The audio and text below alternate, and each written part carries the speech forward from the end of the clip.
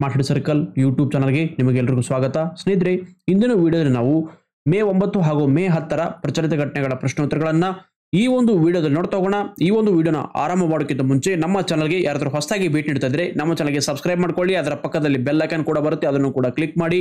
ಹಾಗೂ ಈ ಒಂದು ವಿಡಿಯೋನ ತಪ್ಪದೆ ನಿಮ್ಮ ಸ್ನೇಹಿತರಿಗೆ, ನಿಮ್ಮ ಗ್ರೂಪ್ಗಳಿಗೆ ಶೇರ್ ಮಾಡಿ. ಹಾಗೂ ಈ ಒಂದು ವಿಡಿಯೋಗೆ ತಪ್ಪದೆ ಲೈಕ್ ಅನ್ನು ಕೊಡಿ. ಬನ್ನಿ ಈ ಒಂದು ವಿಡಿಯೋನ ಆರಂಭ ಮಾಡೋಣ. ಈ ಒಂದು ವಿಡಿಯೋನ ಆರಂಭ ಮಾಡೋಕ್ಕಿಂತ ಮುಂಚೆ ಹಿಂದಿನ ವಿಡಿಯೋ ಅಂದ್ರೆ ಮೇ 7 ಹಾಗೂ 8ರ ವಿಡಿಯೋದಲ್ಲಿ ಒಂದು ಪ್ರಶ್ನೆಯನ್ನ ಕೇಳಲಾಗಿತ್ತು. ಏನಂದ್ರೆ ರಾಷ್ಟ್ರೀಯ ಶಿಕ್ಷಣ ದಿನವನ್ನ ಯಾವಾಗ ಆಚರಿಸಲಾಗುತ್ತದೆ ಅಂತ ಪ್ರಶ್ನೆ ಕೇಳಲಾಗಿತ್ತು. ಅದಕ್ಕೆ ನೂರಾರು ಸಂಖ್ಯೆಯಲ್ಲಿ ವಿದ್ಯಾರ್ಥಿಗಳು ಕಾಮೆಂಟ್ ಮಾಡಿದ್ರಿ. ಅದರಲ್ಲಿ ಒಬ್ಬರನ್ನ ಆಯ್ಕೆ ಮಾಡಿ ಅವರಿಗೆ ಸ್ಮಾರ್ಟ್ ಹಿಟ್ ಸರ್ಕಲ್ನ ಏಪ್ರಿಲ್ ಮಾಸಪತ್ರಿಕೆಯನ್ನ ಪ್ರೈಸ್ ಆಗಿ ಕಳಿಸಲಾಗ್ತಾ ಇದೆ. ವಿಜೇತರು ಯಾರು ಅನ್ನೋದನ್ನ ನೋಡಿ. ಮ್ಯೂಸಿಕ್ ವರ್ಲ್ಡ್ ಹ್ಯಾಪಿನೆಸ್ ಅನ್ನೋರಿಗೆ ಈ ಒಂದು ಪ್ರಶಸ್ತಿ ಹೋಗಿದೆ. ಇದನ್ನ ಸ್ಕ್ರೀನ್ ಶಾಟ್ ತೆಗೆದುಕೊಂಡು ದಯವಿಟ್ಟು ವಾಟ್ಸ್ಆಪ್ ಮಾಡಿ. ನಿಮಗೆ ಏಪ್ರಿಲ್ ಮಾಸಪತ್ರಿಕೆಯನ್ನ ಫ್ರೀ ಆಗಿ ಪ್ರೈಸ್ ಆಗಿ ಕಳಿಸಲಾಗುವುದು. ಆಮೇಲೆ ಇಂದಿನ ವಿಡಿಯೋ ಮೇ 9 ಹಾಗೂ 10ರ ಒಂದು ವಿಡಿಯೋದ ಪ್ರಶ್ನೆಯನ್ನ ಈ ಒಂದು ವಿಡಿಯೋಗೆ ಕೊನೆಯವರೆಗೂ ನೋಡ್ತಾ ಇರಿ. ಈ ಒಂದು ವಿಡಿಯೋ ಕೊನೆಗೆ ಪ್ರಶ್ನೆಯನ್ನ ಕೇಳಲಾಗುವುದು. ಅದಕ್ಕೆ ಸರಿಯಾಗಿ ಉತ್ತರವನ್ನ ಕಾಮೆಂಟ್ ಮಾಡಿ, ನಿಮ್ಮನ್ನು ಕೂಡ ಆಯ್ಕೆ ಮಾಡಲಾಗುವುದು. ಆಮೇಲೆ ಸ್ಮಾರ್ಟ್ ಹಿಟ್ ಸರ್ಕಲ್ನ ಮಾಸಪತ್ರಿಕೆಗಳನ್ನ ಖರೀದಿ ಮಾಡಬೇಕು ಹಳೆಯದಂದ್ರೆ ಈ ನಂಬರ್ಗೆ ವಾಟ್ಸ್ಆಪ್ ಮಾಡಿ. GPI ಯೋಜನೆಯ ಪ್ರಾಥಮಿಕ ಗುರಿ ಏನು? What is the primary aim of GPI project? ಉತ್ತರ ಆಪ್ಷನ್ 2 ಕ್ಷಿಪಣಿ ಪ್ರತಿಬಂಧನೆ. ಜಪಾನ್ ದೇಶವು US-ನೊಂದಿಗೆ ಗ್ಲೈಡ್ ಫೇಸ್ ಇಂಟರ್ಸೆಪ್ಟರ್ ಅಥವಾ GPI ಯೋಜನೆಯಲ್ಲಿ ಹೂಡಿಕೆ ಮಾಡಿದೆ. ಯಾವುದಂದ್ರೆ ಜಪಾನ್ ದೇಶ US-ನೊಂದಿಗೆ. GPI ಯೋಜನೆ ಎಂಬುದು ಹೈಪರ್ಸಾನಿಕ್ ಬೆದರಿಕೆಗಳನ್ನು ಎದುರಿಸಲು ಕ್ಷಿಪಣಿ ಪ್ರತಿಬಂಧಕ ಒಂದು ವ್ಯವಸ್ಥೆಯಾಗಿದೆ. 2032ರ ಹೊತ್ತಿಗೆ ಸಂಪೂರ್ಣ ಕಾರ್ಯಾಚರಣೆಯ ಸಾಮರ್ಥ್ಯವನ್ನ ಈ ಒಂದು GPI ಯೋಜನೆ ಹೊಂದಲಿದೆ. ಹೈಪರ್ಸಾನಿಕ್ ಆಯುಧಗಳು ಶಬ್ದಕ್ಕಿಂತ 5 ಪಟ್ಟು ಹೆಚ್ಚು ವೇಗದಲ್ಲಿ ಚಲಿಸುತ್ತವೆ. ಹೈಪರ್ಸಾನಿಕ್ ಬೆದರಿಕೆಗಳ ವಿರುದ್ಧ ಪ್ರಾದೇಶಿಕ ರಕ್ಷಣೆಗಾಗಿ ಯುದ್ಧ ನೌಕೆಗಳಿಂದ ಉಡಾವಣೆಯಾದ ಕ್ಷಿಪಣಿಗಳನ್ನು ಬಳಸಿಕೊಂಡು ಗ್ಲೈಡ್ ಹಂತದಲ್ಲಿ ಪ್ರತಿಬಂಧಿಸುವಂತಹ ಗುರಿಯನ್ನ ಈ ಒಂದು GPI ಯೋಜನೆ ಹೊಂದಿದೆ. ಪರೀಕ್ಷೆಯಲ್ಲಿ GPIನ ವಿಸ್ತೃತ ರೂಪ ಏನು ಅಂತ ಕೂಡ ಕೇಳಬಹುದು. ಗ್ಲೈಡ್ ಫೇಸ್ ಇಂಟರ್ಸೆಪ್ಟಾರ್ ಅಂತ ನೀವು ಆಯ್ಕೆ ಮಾಡಬೇಕಾಗುತ್ತೆ. Asian open pickleball championship 2024ರಲ್ಲಿ ಭಾರತ ಎಷ್ಟು ಪದಕಗಳನ್ನು ಗೆದ್ದುಕೊಂಡಿದೆ? How many medals has India won in Asian open pickleball championship 2024? ಉತ್ತರ ಆಪ್ಷನ್ 4 ಒಟ್ಟು 5 ಪದಕಗಳು. ವಿಯೆಟ್ನಾಂನಲ್ಲಿ ನಡೆದಿರುವಂತಹ ಏಷ್ಯನ್ ಓಪನ್ ಪಿಕಲ್ ಬಾಲ್ ಚಾಂಪಿಯನ್ಶಿಪ್ನಲ್ಲಿ ಭಾರತ ದೇಶವು 3 ಚಿನ್ನ ಮತ್ತು 2 ಕಂಚಿನ ಪದಕಗಳು, ಒಟ್ಟು 5 ಪದಕಗಳನ್ನು ಗೆದ್ದುಕೊಂಡಿದೆ. ಸಚಿನ್ ಪಹ್ವಾ ಮತ್ತು ಪ್ರಿಯಾಂಕಾ ಛಾಬ್ರಾ ಮಿಶ್ರ ಡಬಲ್ಸ್ನಲ್ಲಿ ಚಿನ್ನವನ್ನು ಪಡೆದುಕೊಂಡಿದ್ದರೆ, ಮಹಿಳೆಯರ ಡಬಲ್ಸ್ನಲ್ಲಿ ಓಪನ್ನಲ್ಲಿ ಇಶಾ ಲಕಾನಿ ಮತ್ತು ಪೇ ಚುವಾನ್ ಕಾವೋ ಜಯವನ್ನ ಗಳಿಸಿ ಚಿನ್ನವನ್ನ ಪಡೆದುಕೊಂಡಿದ್ದಾರೆ. ಹಾಗೂ ಪುರುಷರ ಡಬಲ್ಸ್ನಲ್ಲಿ ಅನಿಕೇತ್ ಪಟೇಲ್ ಹಾಗೂ ರೋಹಿತ್ ಪಾಟೀಲ್ ಚಿನ್ನವನ್ನ ಗೆದ್ದುಕೊಂಡಿದ್ದಾರೆ. ನೋಡಿ, ಪರೀಕ್ಷೆಯಲ್ಲಿ ಎಷ್ಟು ಪದಕಗಳನ್ನು ಗೆದ್ದುಕೊಂಡಿದ್ದಾರೆ ಅನ್ನೋದು ಇಂಪಾರ್ಟೆಂಟ್ ಆಗೋಕ್ಕಿಂತ ಈ ರೀತಿ ಹೆಸರುಗಳನ್ನು ಕೊಟ್ಟು ಇವರು ಯಾವ ಕ್ರೀಡೆಗೆ ಸಂಬಂಧಿಸಿದ್ದಾರೆ, ಸಚಿನ್ ಪಹ್ವಾ ಯಾವ ಕ್ರೀಡೆಗೆ ಸಂಬಂಧಿಸಿದ್ದಾರೆ, ಅನಿಕೇತ್ ಪಟೇಲ್ ಯಾವ ಕ್ರೀಡೆಯವರು ಅಂತ ಪರೀಕ್ಷೆಯಲ್ಲಿ ಕೇಳುವಂತಹ ಚಾನ್ಸಸ್ ಇರುತ್ತೆ. ಭಾರತದ ಮೊದಲ ದೊಡ್ಡ ಭಾಷೆಯ ಮಾದರಿ LLM ಸೆಸೆಮ್ ಅನ್ನ ಯಾವ ಕಂಪನಿ ಅನಾವರಣಗೊಳಿಸಿದೆ? Which company has unveiled India's first large language model LLM Sesame? ಉತ್ತರ ಆಪ್ಷನ್ 3 ಸೇತು. ಇತ್ತೀಚೆಗೆ ಸೇತು ಫಿನ್ಟೆಕ್ ಕಂಪನಿಯು ಪೈನ್ ಲ್ಯಾಬ್ಸ್ ಗ್ರೂಪ್ ಅಡಿಯಲ್ಲಿ ಸೆಸೆಮ್ ಎಂಬ ಭಾರತದ ಮೊದಲ ದೊಡ್ಡ ಭಾಷೆಯ ಮಾದರಿ ಅಥವಾ LLM ಅನ್ನ ಅನಾವರಣಗೊಳಿಸಿದೆ. ಇದನ್ನ BFIS ವಲಯಕ್ಕೆ ಅನುಗುಣವಾಗಿ ಸ್ಥಳೀಯ AI ಅಥವಾ ಆರ್ಟಿಫಿಷಿಯಲ್ ಇಂಟೆಲಿಜೆನ್ಸ್ ಸಂಶೋಧನಾ ಸಂಸ್ಥೆ ಸರ್ವಮ್ AI ಸಹಭಾಗಿತ್ವದಲ್ಲಿ ರಚನೆ ಮಾಡಲಾಗಿದೆ. ಸೆಸೆಮ್ ಎಂಬ ನವೀನ ಉಪಕ್ರಮವು ಬ್ಯಾಂಕಿಂಗ್, ಹಣಕಾಸು ಸೇವೆಗಳು ಮತ್ತು ವಿಮೆಯಲ್ಲಿ ದಕ್ಷತೆ ಮತ್ತು ಗ್ರಾಹಕರ ಅನುಭವಗಳನ್ನು ಹೆಚ್ಚಿಸುವಂತಹ ಗುರಿಯನ್ನ ಇದು ಹೊಂದಿದೆ. ಸ್ಮಾರ್ಟ್ ಹಿಟ್ ಸರ್ಕಲ್ನ ಒಂದು ಮಾಸಪತ್ರಿಕೆಗಳು ತುಮಕೂರಿನಲ್ಲಿ ನಮನ ಪ್ಯಾಲೇಸ್ನಲ್ಲಿ ಲಭ್ಯ ಇರುತ್ತೆ. ಅವರನ್ನ ಸಂಪರ್ಕ ಮಾಡಿ ನಮ್ಮ ಮಾಸಪತ್ರಿಕೆಗಳನ್ನ ತುಮಕೂರಿನಲ್ಲಿರೋರು ಪಡ್ಕೋಬಹುದು. ಧಾರವಾಡದಲ್ಲಿರೋರು ಸಪ್ತಾಪುರ ಬಾವಿಯಲ್ಲಿ ನವಚೇತನ ಬುಕ್ ಸ್ಟಾಲ್ ಅಲ್ಲಿ ನಮ್ಮ ಮಾಸಪತ್ರಿಕೆಗಳು ಲಭ್ಯ ಇರುತ್ತೆ. ಇತ್ತೀಚೆಗೆ ಆಲ್ಫಾ ಫೋಲ್ಡ್ AI ಮಾಡೆಲ್ ಅನ್ನ ಯಾವ ಕಂಪನಿ ಅಭಿವೃದ್ಧಿಪಡಿಸಿದೆ? Which company has developed the alpha fold AI model recently? ಉತ್ತರ ಆಪ್ಷನ್ 2 ಗೂಗಲ್. ಇತ್ತೀಚೆಗೆ ಗೂಗಲ್ ಕಂಪನಿಯು ಡೀಪ್ ಮೈಂಡ್ ಆಲ್ಫಾ ಫೋಲ್ಡ್ 3 ಎಂಬ ಆರ್ಟಿಫಿಷಿಯಲ್ ಇಂಟೆಲಿಜೆನ್ಸ್ ಅಥವಾ ಕೃತಕ ಬುದ್ಧಿಮತ್ತೆ ಮಾದರಿಯನ್ನು ಅನಾವರಣಗೊಳಿಸಿದೆ. ಐಸೋಮಾರ್ಫಿಕ್ ಲ್ಯಾಬ್ಗಳೊಂದಿಗೆ ಅಭಿವೃದ್ಧಿಪಡಿಸಿರುವಂತಹ ಈ ಎಐ ಮಾದರಿಯು ಮಾನವ DNA ಸೇರಿದಂತೆ ಆಣ್ವಿಕ ರಚನೆಗಳು ಮತ್ತು ಪರಸ್ಪರ ಕ್ರಿಯೆಗಳನ್ನು ನಿಖರವಾಗಿ ತಿಳಿಸುತ್ತದೆ. ಇದು ಔಷಧ ವಿನ್ಯಾಸ ಮತ್ತು ರೋಗದ ಗುರಿಯನ್ನು ತಿಳಿಯಲು ಸಹಾಯವನ್ನು ಮಾಡುತ್ತದೆ. ಸುಧಾರಿತ ವೈದ್ಯಕೀಯ ಸಂಶೋಧನೆ ಮತ್ತು ಚಿಕಿತ್ಸೆಗಾಗಿ ಡ್ರಗ್ಸ್ ಕ್ರಿಯೆಗಳು, ಹಾರ್ಮೋನ್ ಉತ್ಪಾದನೆ ಮತ್ತು DNA ರಿಪೇರಿಯನ್ನು ಅರ್ಥ ಮಾಡಿಕೊಳ್ಳಲು ಇದು ಸಹಾಯವನ್ನು ಮಾಡುತ್ತದೆ. ಗೇಟ್ವೇ ಟು ಅಂಡರ್ ವರ್ಲ್ಡ್ ಅಥವಾ ಡೋರ್ವೇ ಟು ಹೆಲ್ ಎಂದು ಕರೆಯಲ್ಪಡುವಂತಹ ಅತಿ ದೊಡ್ಡ ಪರ್ಮಾಫ್ರಾಸ್ಟ್ ಕುಳಿಯು ಯಾವ ದೇಶದಲ್ಲಿದೆ? The largest permafrost crater known as gateway to underworld or doorway to hell is found in which country? ಉತ್ತರ ಆಪ್ಷನ್ 4 ರಷ್ಯಾದಲ್ಲಿದೆ. ಇತ್ತೀಚೆಗಿನ ರಷ್ಯಾದ ಬಟಗೈಕಾ ಕುಳಿಯ ಹೊಸ ವೈಮಾನಿಕ ದೃಶ್ಯಾವಳಿಗಳು ಪರ್ಮಾಫ್ರಾಸ್ಟ್ ಕರಗುವ ಮೂಲಕ ಅದರ ವಾರ್ಷಿಕ ಬೆಳವಣಿಗೆಗೆ ಕಾರಣವಾಗಿದೆ ಅಂತ ತಿಳಿಸ್ತಾ ಇದೆ.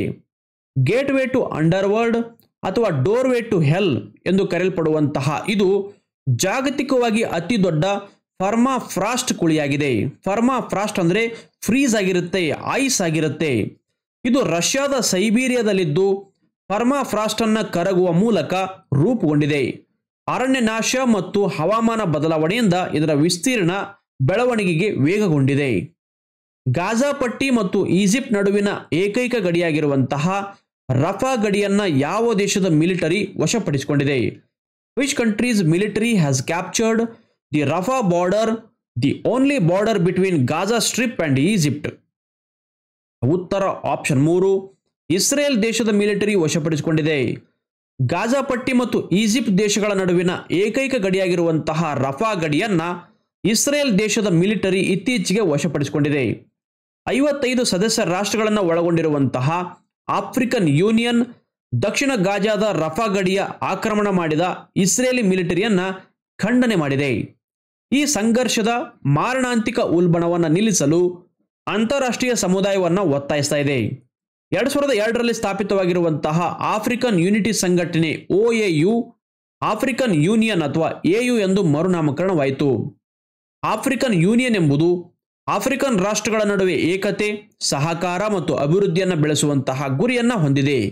AU ಅಥವಾ ಆಫ್ರಿಕನ್ ಯೂನಿಯನ್ ಸಂಸ್ಥೆಯು ಅಜೆಂಡಾ 2063 ಮೂಲಕ ಸಮಗ್ರ, ಸಮೃದ್ಧ ಮತ್ತು ಶಾಂತಿಯುತ ಆಫ್ರಿಕಾವನ್ನಾಗಿಸುವ ಗುರಿಯೊಂದಿಗೆ ಆಫ್ರಿಕನ್ ನೇತೃತ್ವದ ಉಪಕ್ರಮಗಳಿಗೆ ಈ AU ಒತ್ತು ನೀಡುತ್ತದೆ. ಪಿರುಲ್ ಲಾವೋ ಪೈಸೆ ಪಾವೋ ಅಭಿಯಾನ ಯಾವ ರಾಜ್ಯಕ್ಕೆ ಸಂಬಂಧಿಸಿದೆ? Pirul Lao Paise Pao campaign is related to which state? ಉತ್ತರ ಆಪ್ಷನ್ 2 ಉತ್ತರಾಖಂಡ. ಉತ್ತರಾಖಂಡ ಸರ್ಕಾರದ ಪಿರುಲ್ ಲಾವೋ ಪೈಸೆ ಪಾವೋ ಎಂಬ ಅಭಿಯಾನವು ಕಾಡ್ಗಿಚ್ಚು ನಿಭಾಯಿಸುವ ಗುರಿಯನ್ನು ಹೊಂದಿದೆ. ಅರಣ್ಯ ನಾಶ ಮತ್ತು ವಾಯು ಮಾಲಿನ್ಯದ ತ್ವರಿತ ಕ್ರಮಕ್ಕಾಗಿ ಸಹಕಾರ ಸಂಘಗಳು ಮತ್ತು ಯುವ ಗುಂಪುಗಳು ಸೇರಿದಂತೆ ಸಾರ್ವಜನಿಕರ ಒಳಗೊಳ್ಳುವಿಕೆಯ ಅಭಿಯಾನವನ್ನು ಉತ್ತರಾಖಂಡ CM ಧಾಮಿ ಪ್ರಾರಂಭಿಸಿದ್ದಾರೆ. ಈ ಅಭಿಯಾನದಲ್ಲಿ ಪೈನ್ ಮರದ ಎಲೆಗಳನ್ನು ಸಂಗ್ರಹಿಸಿ ಪ್ರತಿ ಕೆಜಿಗೆ 50 ರೂಪಾಯಿನಂತೆ ಸಂಗ್ರಹಿಸಿದ ಎಲೆಗಳನ್ನು ಕೈಗಾರಿಕೆಗಳಿಗೆ ಮಾರಾಟ ಮಾಡಲಾಗ್ತಾ ಇದೆ. ಇತ್ತೀಚೆಗೆ ಸೆಮಿ ಕ್ರಯೋಜೆನಿಕ್ ಎಂಜಿನ್ SCE 200ರ ಮೊದಲ ಪ್ರೀ ಬರ್ನರ್ ಇಗ್ನಿಷನ್ ಪ್ರಯೋಗವನ್ನು ಯಶಸ್ವಿಯಾಗಿ ನಡೆಸಿರುವಂತಹ ಸಂಸ್ಥೆ ಯಾವುದು? Which organisation has successfully conducted the first pre burner ignition trial of semi cryogenic engine SCE 200 recently? ಉತ್ತರ option 3 ISRO.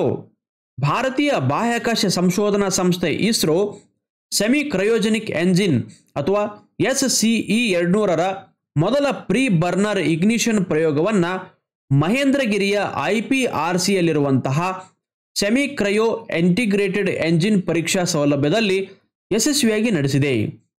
Pre burner ignition test article ಅಥವಾ PITA ಟರ್ಬೋ ಪಂಪ್ಗಳನ್ನು ಹೊರತುಪಡಿಸಿದ ಎಂಜಿನ್ ಪವರ್ ಹೆಡ್ ಸಿಸ್ಟಮ್ನಂತೆ ಸಂಪೂರ್ಣವಾಗಿ ಕಾರ್ಯನಿರ್ವಹಿಸುತ್ತದೆ. ಯಾವುದಂದರೆ PITA.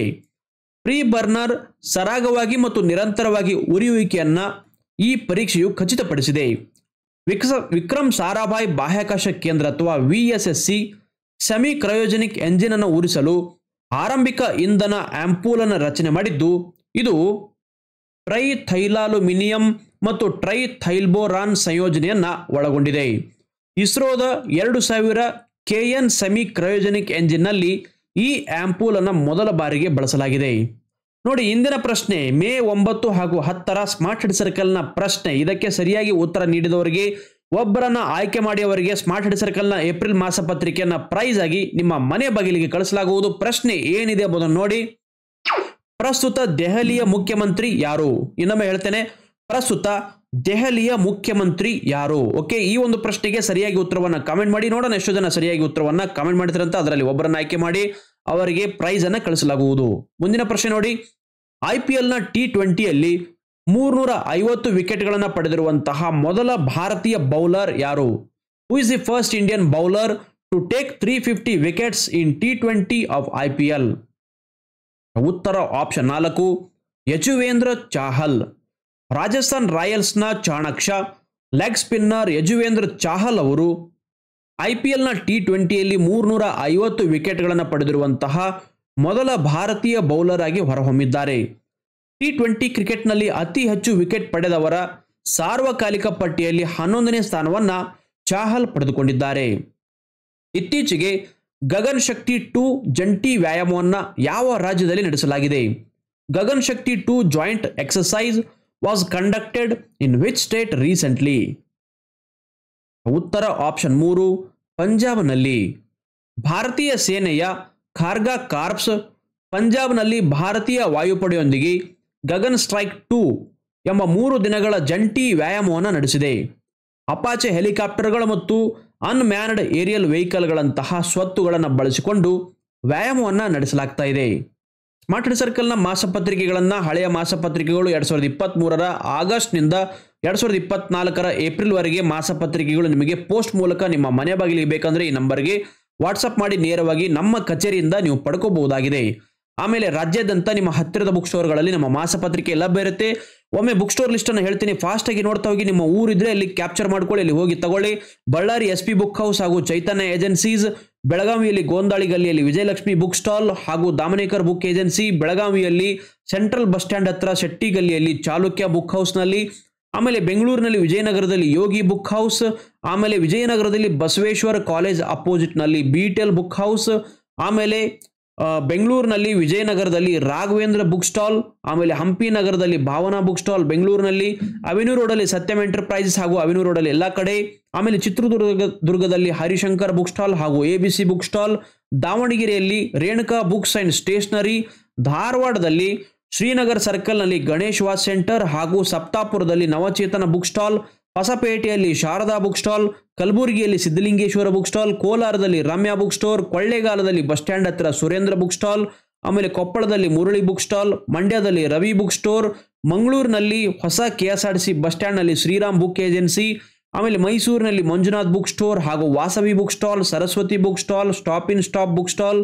ಆಮೇಲೆ Nava Karnataka book house Mysuru, Sapna book house ಮೈಸೂರಿನಲ್ಲಿ, ರಾಯಚೂರಿನಲ್ಲಿ ಗೋರ್ಬಾಳ್ ಬುಕ್ ಸ್ಟಾಲ್ ಇದು ಬಸ್ ಸ್ಟ್ಯಾಂಡ್ ನಲ್ಲಿದೆ, ಶಿವಮೊಗ್ಗದಲ್ಲಿ ಡಯಾನಾ ಬುಕ್ ಹೌಸ್, ಸಿಂಧನೂರಿನಲ್ಲಿ ಗುರುದೇವ ಬುಕ್ ಸ್ಟಾಲ್, ತುಮಕೂರಿನಲ್ಲಿ ನಮನ ಪ್ಯಾಲೇಸ್ ಹಾಗೂ ಬಿಜಾಪುರದಲ್ಲಿ ಮೀನಾಕ್ಷಿ ಚೌಕ್ನಲ್ಲಿ ಓಂ ಸಾಯಿ ಬುಕ್ ಸ್ಟಾಲ್ ಹಾಗೂ ಪಾಪ್ಯುಲರ್ ಬುಕ್ ಹೌಸ್, ಆಮೇಲೆ ಬಸ್ ಸ್ಟ್ಯಾಂಡ್ ನಲ್ಲಿ ಮಂಗಾನವರ್ ಬುಕ್ ಸ್ಟಾಲ್, ಆಮೇಲೆ ಯಾದಗಿರಿಯಲ್ಲಿ ಶ್ರೀ ಶ್ರೀನಿವಾಸ ಬುಕ್ ಸ್ಟಾಲ್.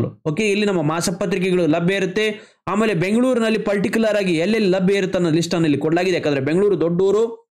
ಆಮೇಲೆ AG ರೋಡ್ ಅಲ್ಲಿ, ವಿಧಾನಸೌಧದಲ್ಲಿ, Gandhinagar, MS building, Mysuru bank, KG road, avenue road, ಆಮೇಲೆ ಎಲೆಕ್ಟ್ರಾನಿಕ್ ಸಿಟಿ, ಪೀಣ್ಯ, ಯಶವಂತಪುರ, ಬಸವೇಶ್ವರ ನಗರ, ಮಾಗಡಿ ರಸ್ತೆ, Vijayanagara, Koramangala, KR Puram, Majestic rail ನಿಲ್ದಾಣ, ಹನುಮಂತ ನಗರ, ಜಯನಗರ, ಬಳಪೇಟೆ, ಹಂಪಿ ನಗರ ಇತ್ಯಾದಿ ಕಡೆಗಳಲ್ಲಿ ನಮ್ಮ ಮಾಸಪತ್ರಿಕೆಗಳು ಲಭ್ಯ ಇರುತ್ತೆ. ಏಜೆಂಟ್ಗಳಿಗೆ ಕಾಲ್ ಮಾಡಿ ಲೊಕೇಶನ್ ತಿಳಿದುಕೊಂಡು ಅಲ್ಲಿಂದ ನಮ್ಮ ಮಾಸಪತ್ರಿಕೆಗಳನ್ನು ಪಡ್ಕೋಬಹುದು. ಮೇ ಮಾಸಪತ್ರಿಕೆ ಮುಂದಿನ ಗುರುವಾರ ಮಾರುಕಟ್ಟೆಗೆ ಲಭ್ಯ ಇರುತ್ತೆ. ಮುಂದಿನ ಗುರುವಾರ ಮಾರುಕಟ್ಟೆಗೆ ಏಪ್ರಿಲ್ ಮಾಸಪತ್ರಿಕೆ ಸ್ಮಾರ್ಟ್ ಹೆಡ್ ಸರ್ಕಲ್ ಮೇ ತಿಂಗಳ ಮಾಸಪತ್ರಿಕೆ ಮಾರುಕಟ್ಟೆಗೆ ಬರ್ತಾ ಇದೆ. ಮುಂದಿನ ಗುರುವಾರ ಸ್ಮಾರ್ಟ್ ಹೆಡ್ ಸರ್ಕಲ್ ಮೇ ತಿಂಗಳ ಮಾಸಪತ್ರಿಕೆ. ಧನ್ಯವಾದ.